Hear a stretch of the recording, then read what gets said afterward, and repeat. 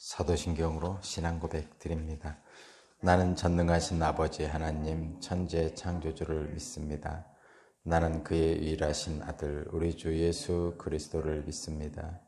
그는 성령으로 잉태되어 동정녀 마리아에게서 나시고 본디오 빌라도에게 고난을 받아 십자가에 못 박혀 죽으시고 장사된 지 사흘 만에 죽은 자 가운데서 다시 살아나셨으며 하늘에 오르시어 전능하신 아버지 하나님 우편에 앉아 계시다가 거기로부터 살아있는 자와 죽은 자를 심판하러 오십니다.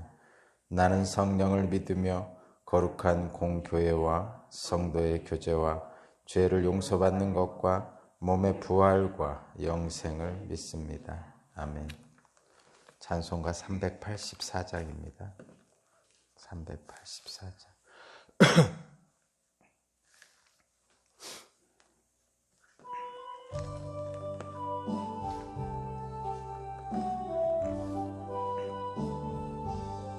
나의 갈 길 다가도록 예수 인도하시니 내 주 안에 있는 긍휼 어찌 의심하리요. 믿음으로 사는 자는 하늘 위로 받겠네. 무슨 일을 만나든지 만사형통하리라. 무슨 일을 만나든지 만사형통하리라. 나의 갈 길 다가도록 예수 인도하시니 어려운 일 당한 때에도 족한 은혜 주시네. 나는 심히 고단하고 영혼 매우 가라나. 나의 앞에 반석에서 샘물 나게 하시네. 나의 앞에 반석에서 샘물 나게 하시네. 나의 갈 길 다가도록 예수 인도하시니 그의 사랑 어찌 큰지 말로 알 수 없도다. 성령 감화 받은 영혼 하늘 날아갈 때에 영영 부를 나의 찬송 예수 인도하셨네. 영영 부를 나의 찬송 예수 인도하셨네. 아멘.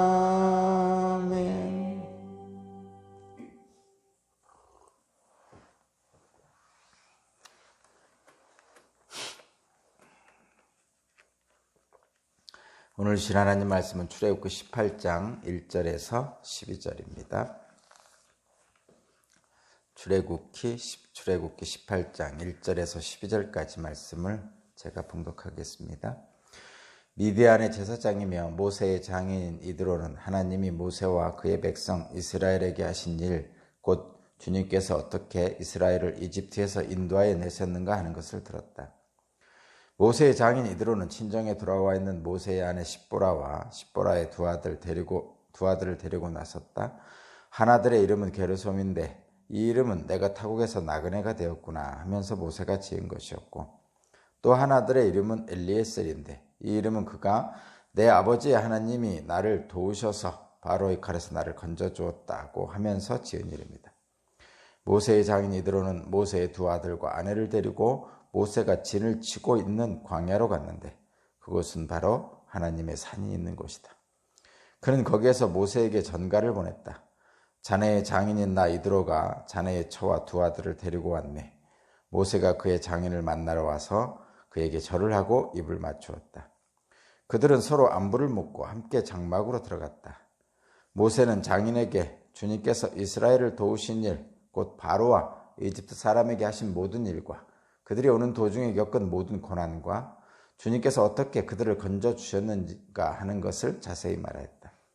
그러자 이드로는 주님께서 이스라엘을 이집트 사람의 손아귀에서 건져주시려고 온갖 고마운 일을 전하여 듣고서 기뻐하였다. 이드로가 말하였다. 주님께서 이집트 사람의 손아귀와 바로의 손아귀에서 자네와 자네의 백성을 건져주시고 이 백성을 이집트 사람의 억압으로부터 건져주셨으니 주님은 마땅히 찬양을 받으실 분일세.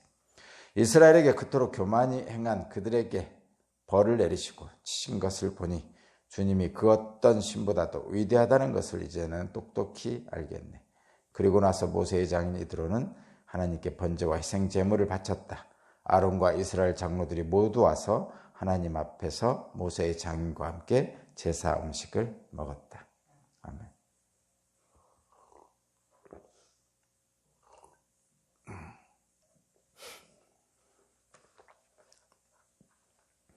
오늘 말씀의 제목은 가족의 위로와 평안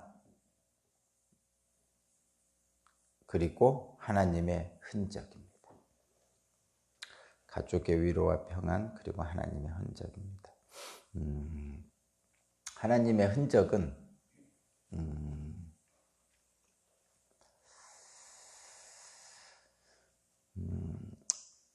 믿음 생활하는 사람들, 소위 성도의 삶에는 하나님의 흔적이 남아 있습니다. 많이 남아 있죠. 여러분은 하나님의 흔적이 뭔지 한번 여러분의 삶 속에 지난 신앙생활하는 과정을 한번 되돌아보면서 내게 남은 하나님의 흔적은 무엇인가 이런 생각을 한번 해보셨으면 좋겠고, 오늘 본문에 보면 모세에게 나타난 하나님의 흔적은 모세의 삶 속에 나타난 하나님의 흔적은 두 아들의 이름으로 나타나고 있습니다. 먼저 거기 보면 그 모세가 사실은 그 아내와 십보라 아내와 그 아들을 데리고 애굽으로 갔죠. 어떤 연유인지는 잘 모르겠지만 다시 장인 이드로한테 다시 되돌려 보냈던 것 같아요.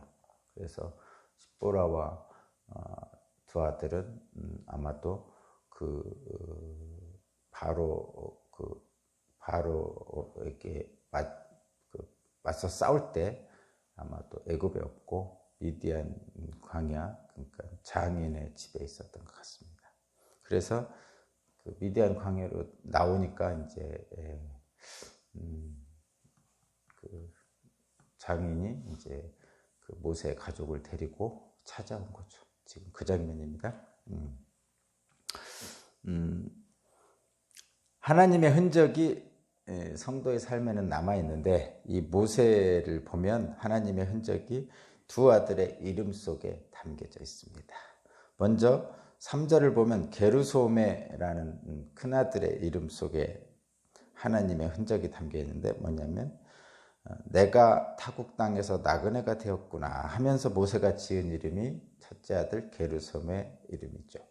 그러니까 모세가 이집트 왕자였다가 거기서 도망쳐서 미디안 광야로 도망쳐서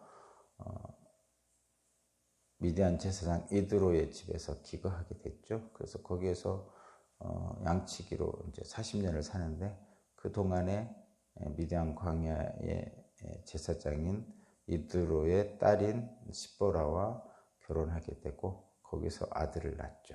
그게 게르솜인데 그때 당시 상황을 이제 그때 당시에 모세의 심정이 그거죠. 나그네죠. 그러니까 멀리 자기 원래 자라던 곳은 이집트고 이집트 중에서도 왕궁이고 그런데 어쩌죠 해가지고 도망쳐 나와가지고 왕궁과는 전혀 반대되는 미디안 광야에서 왕자와는 전혀 다른 삶인 양치기로, 한마디로 그 인간적으로 보면 전락했다고 그러죠. 추락했다고 그러잖아요. 그렇게 인간적으로 보면 굉장한 고난을 지금 당하고 있는 상태에서 이제 아들의 이름을 게르솜이라고 지은 거죠. 그렇죠. 나그네가 되었다는 것은 자신의 신세를 한탄하는 그런 느낌이죠. 그런 느낌입니다. 그래서 게르솜을 날 때는 모세는 고난 속에서 자신의 신세를 한탄하고 있었고, 그것이 이제 미디안 광야에 들어왔을 때 하나님의 뜻을 알지 못할 때의 모세의 모습입니다. 그렇죠? 그런데 이제 하나님의 뜻을 알고 하나님의 명령을 따라서 바로와 맞서는 그때, 그리고 바로에게 승리했던 그때, 언젠지 모르지만 그때쯤에 아마 이 엘리에셀을 이름을 지은 것 같아요. 4절을 보면 엘리에셀의 이름, 둘째 아들의 이름의 뜻이 뭐냐면 내 아버지의 하나님이 나를 도우셔서 바로의 칼에서 나를 건져주셨다, 이렇게 하는 거죠. 그러니까 이 엘리에셀은 하나님이 도우신다, 이런 의미가 있다고 그럽니다. 그러니까 지금 하나님이 도우심을 경험한 모세가 아들의 이름을 그렇게 지은 거죠. 아까 게르솜이라는 이름을 지을 때하고는 정반대죠. 뭐가 정반대냐면 하나님을 모를 때 게르솜이라고 이름을 지었고, 하나님의 은혜가 충만할 때 엘리에셀이라는 이름을 지은 거죠.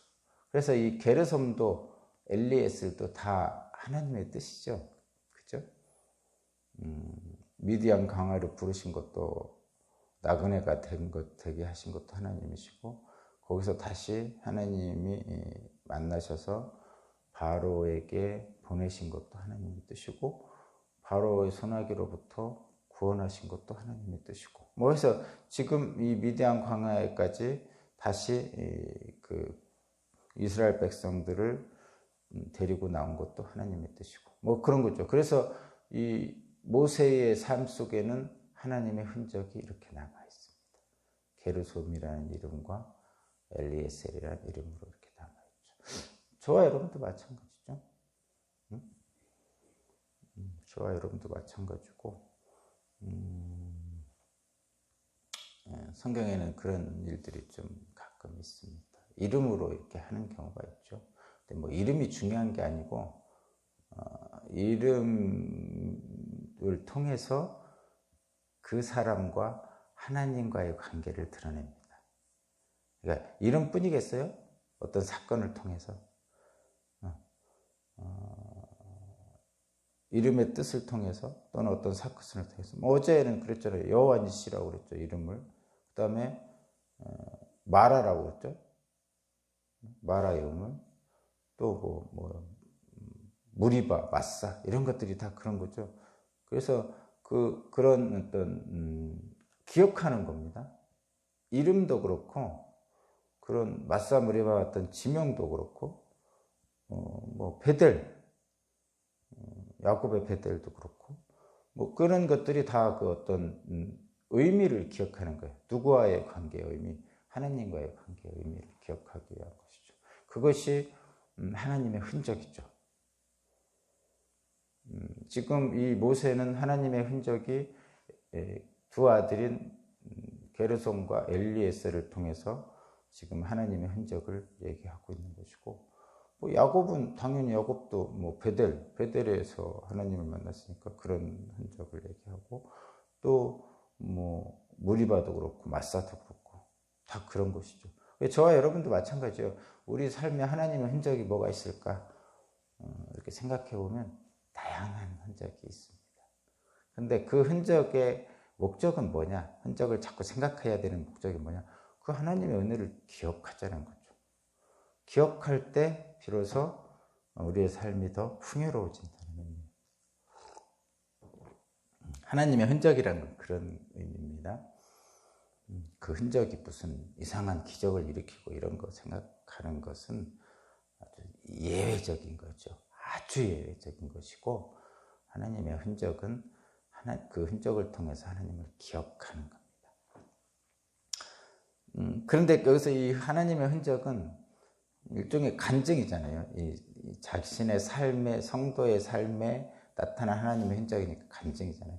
근데 여기에는 하나님의 흔적은 고난의 흔적도 있고 구원의 흔적도 있는 거죠. 그러니까 게르솜이라는 이름은 세상적으로 보면 고난의 흔적이죠. 모세의 고난의 흔적, 그죠? 왕자에서 도망쳐 나온 양치기의 모습이니까. 그리고 엘리에셀의 모습은 하나님의 구원의 흔적이죠. 충만한 은혜를 입은 모세의 흔적입니다. 그래서 저와 여러분의 삶 속에도 하나님의 흔적이 남아있는데, 하나님의 흔적은 고난의 흔적도 있고 구원과 기쁨의 흔적도 있다는 것이죠.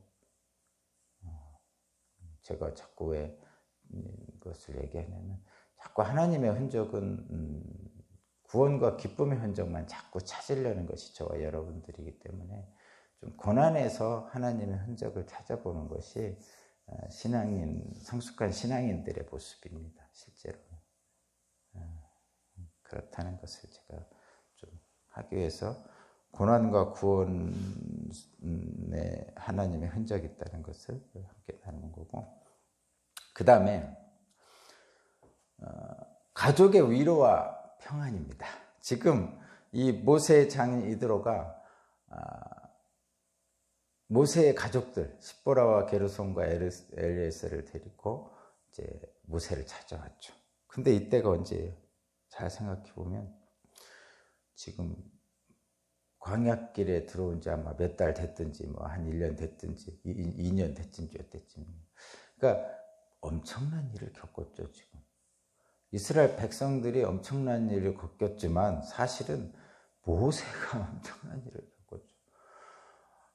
상상할 수 없는 일들을 겪었죠. 물론 그 기적들을 얘기하는 게 아닙니다, 여러분. 물론 기적들도 대단히 상상할 수 없는 일이죠. 근데 모세 개인적으로 한번 생각해 보면 참 험악한 세월이죠. 아니, 여기서 우리는 모세의 그 홍해를 가르는 그 영광의 모습만 생각하고 있는데, 근데 개인적으로 한번 이 사람 모세 입장으로 진짜 그냥 모세 개인의 입장으로 들어가 보면 지금 여기까지 온 과정이 진짜 험악한 과정이죠. 양치기 80세 양치기가 바로 왕 앞에 선다는 것도 두렵고 떨리는 일이고, 그 말 안 듣는 이스라엘 백성들을 설득해서 데리고 나오는 일도 험악하고, 10가지 재앙이 있는 동안 얼마나 가슴을 졸였겠어요. 우리는 10가지 재앙을 보면서 뭐 통쾌하니 뭐 별의별 생각을 다 하는데 얼마나 가슴을 졸였겠어요. 10가지 재앙하는 동안. 모세 입장에서 그러니까 우리들이 그 안에 있다. 솔직히 장자의 죽음을 바라보는 모세가 마음이 편했겠어요? 사람이 죽어나가는데. 실수로라도 사람이 죽으면 가슴 아프잖아요. 무섭고 막 떨리잖아요. 또 바로가 보통 왕입니까? 막 소리치고 막 죽여버리겠다고 그러고 막 그 난리 치는데 그 앞에 서서 누구를 향해 하겠어요? 바로 왕이 모세를 엔터하고 있는 거 아니에요? 얼마나 떨리겠어요? 하나님이 함께 하신다고 하나님의 지팡이는 들고 있지만 한번 막상 그 궁중 권세 잡은 세상의 왕에게 막 그런 소리 들어봐요. 오죽하면 그 불의 사자였던 엘리야가 갈멜산에서 엄청난 기적을 경험했잖아요. 갈멜산에서 하늘에 불이 떨어지고. 근데 그 다음에 바로 이세벨이 협박을 했잖아요. 편지를 보냈나봐. 그러니까 그 이세벨의 여왕의 협박을 받고선 브엘세바까지 한 걸음에 도망가잖아요. 그러니까 그 불의 사자인 엘리야가 갈멜산에서 그 하늘에 불에 내려가지고 엄청난 기적을 행했던 자가 그냥 이세벨 그 이방인의 여왕이 널 죽이겠다고 하는 소식을 듣자마자 그냥 브엘세바까지 그 남쪽 광야 끝까지 도망가가지고 나중엔 종도 내려놓고 혼자 그 광야로 들어가서 로뎀나무 아래 지쳐 쓰러져가지고 차라리 죽었으면 좋겠다 그랬단 말이에요. 그러니까 그게 차라리 죽었으면 좋겠다고 한 로뎀나무 아래에 있는 엘리야는 불의 사자로서 바로 얼마 전에 갈멜산에서 하나님의 기적을 행했던 자단 말이에요. 그런데도 불구하고 이세벨의 그 죽이겠다는 협박에 그렇게 도망가는 거예요. 그러니 모세 입장도 한번 생각해 보세요. 모세 입장. 그 당시에는 이스라엘보다 더 센 진짜 엄청난 왕이죠. 바로 왕. 게다가 면전에서 죽겠다고 그러잖아요. 엘리야는 그냥 소식만 들은 거예요. 이세벨 왕이 너를 죽이겠다고 지금 벼르고 있다고. 근데 지금 바로 왕 앞에서 10가지 재앙을 하면서 막 협박을 하잖아요. 내 너를 그냥 안 두겠다, 너 죽이겠다 막 하면서 하고 있는 상태예요. 참 모세도 참 험악한. 그리고 나서 또 어떻게 하다가 6월절 그 지나고 그 오합지졸 같은 피난민 행렬을 이끌고 나왔네. 나왔는데 그래도 하나님이 구름 기둥과 불 기둥으로 인도해 주셨는데 그 오합지졸을 끌고 나가서 가다 보니까 정신 못 차리죠. 먹을 것도 없고 그냥 빵 반죽 무교병 만들어 왔고 뭐 뒤에서는 바로의 군대가 뭐 전차 군대가 쫓아오고 와 가슴이 막 그냥 쫄깃쫄깃합니다. 진짜 도망치고 싶을 것 같아요. 그런데 어느 순간에 또 홍해에 가로막혀 있습니다. 가지도 못하고 오지도 못하고 이스라엘 백성들은 또 모세를 원망하지. 그래서 부르짖죠. 답답한 마음에 하나님께 부르짖잖아요. 그러니까 하나님이 네 지팡이를 홍해를 향해 들어라. 그래서 긴가민가 해가지고 또 들었어요. 그랬더니 홍해가 갈라져서 얼마나 기분이 좋았겠어요. 그때는 진짜 기쁘면. 근데 기쁜 것도 잠시 저 오합지졸 같은 백성들을 데리고 가야 된단 말이에요. 그들을 데리고 밤새 걸은 거 아니에요. 밤새 걸었어요. 근데 뭐 한숨이나 잤겠어요. 뒤에 처지는 사람이 있을까 봐 왔다 갔다 하면서 뭐 혼자 뭐 당당하게 뭐 이렇게 갔겠어요. 실제로 건너가서 애국 군대가 수상되는 것을 보면서 가슴을 쓸어내릴 거죠. 한편으로는 이제는 우리 살았다는 것, 또 한편으로는 앞이 귀환이잖아요. 그 많은 사람들이 물에 빠져 죽는 걸 보고 마음이 편하가요. 하나님이 도우셨음에 기뻐서 하나님을 찬양하지만 그 수많은 사람이 죽는 장면에서 그냥 마냥 기뻐할 수만 없잖아요. 인간적으로. 그런 경험. 또 광야길을 쭉 가다가 또 마라에서 또 엄청난 또 이스라엘 백성들이 막 난리쳤죠. 가다 보니까 또 아말렉이 쳐들어오네. 뒤에서 막 그래서 많이 죽었죠. 또 이렇게 막 이렇게 하여튼 이렇게 지금 다 만나와 매출하게 사건도 있고 막 이런 일들이 지금 겪으면 르비딤에까지 왔어. 이제는 그 반석에 물을 내는 그것까지 왔어. 근데 지칠 대로 지친 이 모세가 하도 이스라엘 백성들이 막 그 원망하고 불평하고 그러니까 화가 난 거죠. 나는 화가 날 것 같아요. 진짜. 그래서 하나님은 이스라엘 백성들의 처지를 알기 때문에 그들이 오합지졸이고 아직 믿음이 어린아이 신앙이기 때문에 화를 안 내시죠. 여기까지는. 여기서 안 내시면서 모세에게 하라고 그러는데 모세가 하나님이 아니잖아요. 모세는 그냥 인간이잖아요. 양치기. 답답하고 화도 나고 그러니까 막 반석을 막 두리두리 화를 내면서 친 거죠. 그러니까 그 모습이 뭐냐면 반석을 세게 쳤다는 것은 뭐냐면 이스라엘 백성들에게 화를 냈다는 거예요.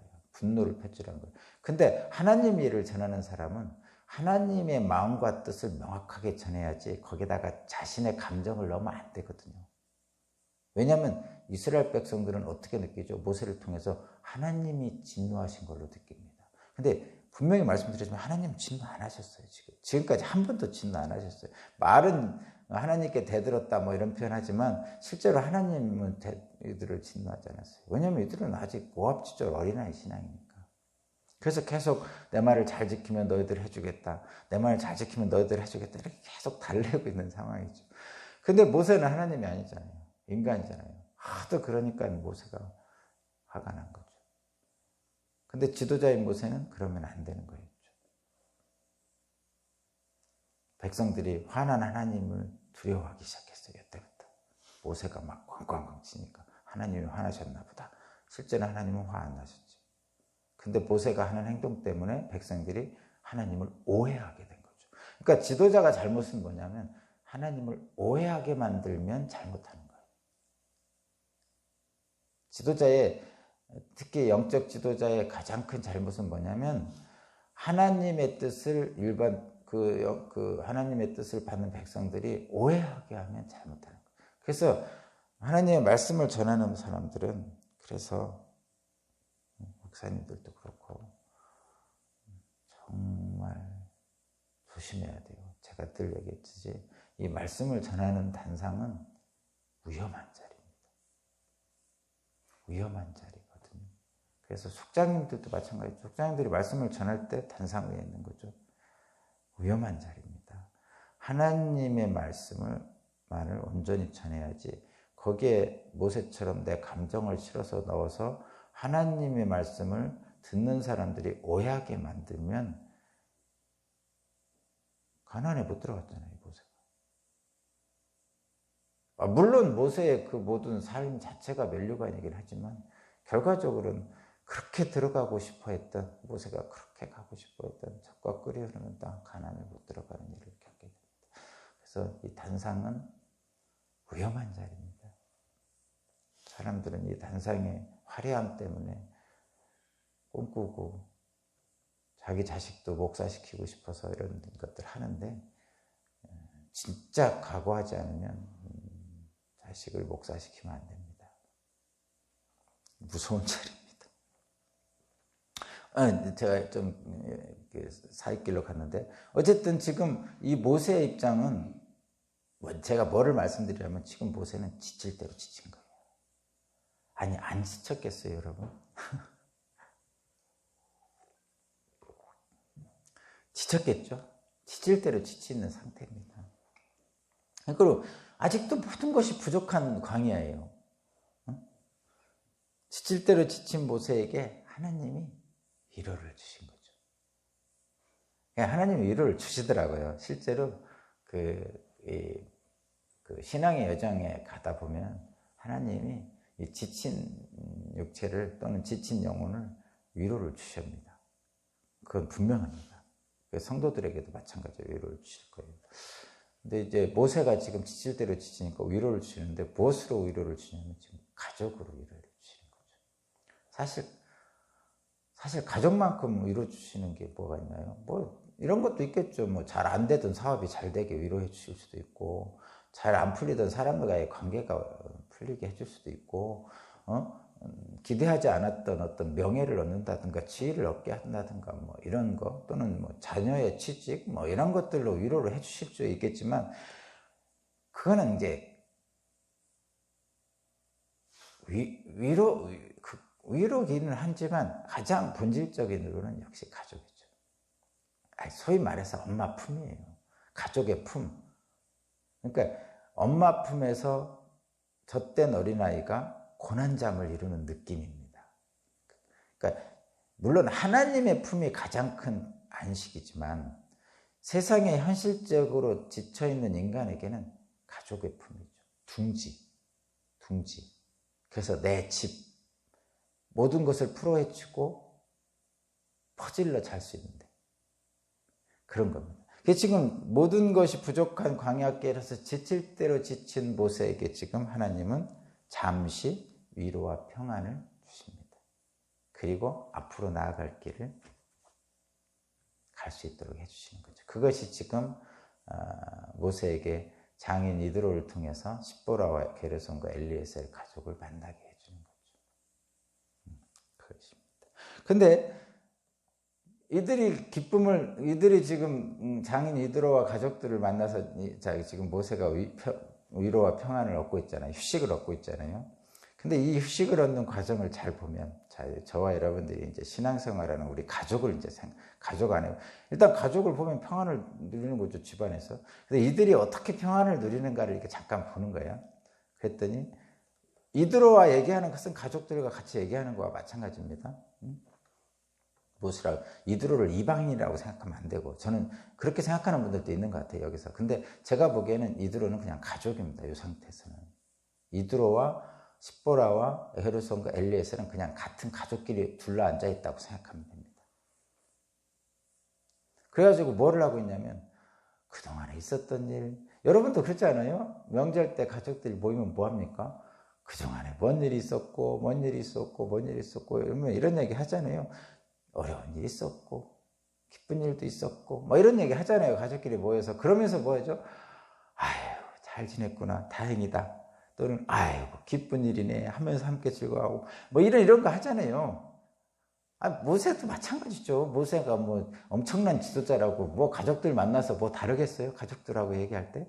가족들하고 얘기할 때 뭐 다르겠어요? 자기가 겪었던 그 모든 사건들, 그리고 그 속에서 얼마나 가슴이 찌고 막 그 가슴 졸이면서 있었던 일들 막 이런 얘기 했겠죠.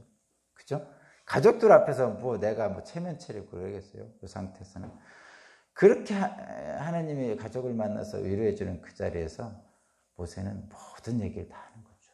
그동안에 있었던 일, 가슴 아팠던 일, 속상한 일, 기뻤던 일, 즐거웠던 일 다 얘기하는 거예요. 그러니까 이제 이드로가 대표적으로 나와서 얘기하지만 가족들이 다 그것을 듣고, 아내인 십보라도 그렇고 헤르솜도 그렇고 어린애들도 같이 있는데 듣고 한편으로는 기뻐하고 한편으로는 위로해주고 이런 거 하는 거죠. 눈물을 흘리면 위로해주고, 막 기뻐해서 막 그 하나님의 역사를 얘기하고 뭐 있으면 같이 기뻐하고 그렇게 하는 거죠. 그러다가 보면 뭘 하는 거죠? 하나님을 찬양할 수밖에 없는 거예요. 그래서 찬양했다고 그러잖아요. 그리고 마지막에는 뭐를 하죠? 예배드리는 거죠. 마지막에 제사 드렸다고 그러잖아요. 제사가 예배잖아요. 그리고 제사 드리고 어떻게 했다고 그랬죠? 이스라엘 장로들하고 같이 그 제사 음식을 나누어 먹었단 말이에요. 우리들이 주일날 하는 거하고 똑같은 걸 하고 있는 거예요, 사실은. 저와 여러분들이 주일날 모여서, 우리 성도들이 다 같이 모여서 가족이라고 그랬잖아요. 신약 성경에 보면 우리 성도들이 다 가족이에요. 예수님이 그랬잖아요.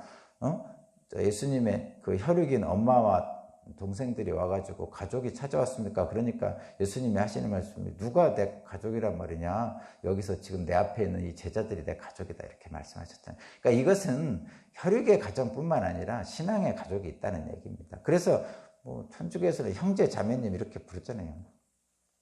그래서 우리가 주일날 모여서, 성도들끼리 모여서 서로 가족끼리 모여가지고 일주일 동안 잘 지냈냐고, 어떻게 지냈냐고 하면서 성도의 교제를 하고, 그러면서 어떤 일이 있었는지 뭐 서로 얘기하면서 기쁜 일은 기뻐하고 위로할 일은 위로하고, 뭐 그게 뭐 성도의 교제, 뭐 교회 소식 전해주고 서로. 그리고 위로받고 또 기쁜 일을 함께 기뻐하면서 하나님께 감사하고 예배드리고, 그리고 나서 서로 먹고 마시고 나누는 거죠. 뭐 우리가 하는 것과 똑같아요. 근데 이런 것들이 뭐냐면 결국은 하나님이 우리에게 주시는 위로와 평안이라는 거죠. 뭐 여러분 그것을 통해서 또 뭐죠? 이제 모세는 이제 다시 새로운 광야길을 앞으로 30여 년을 더 가야 됩니다. 저와 여러분도 마찬가지죠. 주일날 예배를 통해서 위로와 평안을 받고 새 힘을 얻어서 또 일주일 살아가는 거죠. 그런 것입니다. 하나님의 흔적이 저와 여러분들에게 있습니다. 살펴보면 정말 많이 있죠. 그런 흔적을 기억하면서 또 여러분을 위로해주는 뭐 혈육의 가정이든 믿음의 가정이든 그런 모든 사람들과 함께 앞으로의 신앙 여정, 하나님과 함께 가는 그 길에 큰 힘과 용기를 가지시기 바랍니다.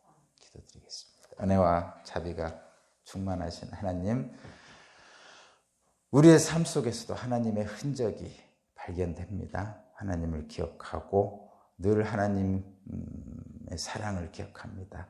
힘들고 어렵고 지칠 때마다 위로해 주시고 새로운 힘을 주시는 하나님을 기억합니다. 모세에게 허락하신 그 모든 은혜 오늘 우리에게도 허락하시는 줄로 믿습니다. 감사드리며 예수 그리스도 이름으로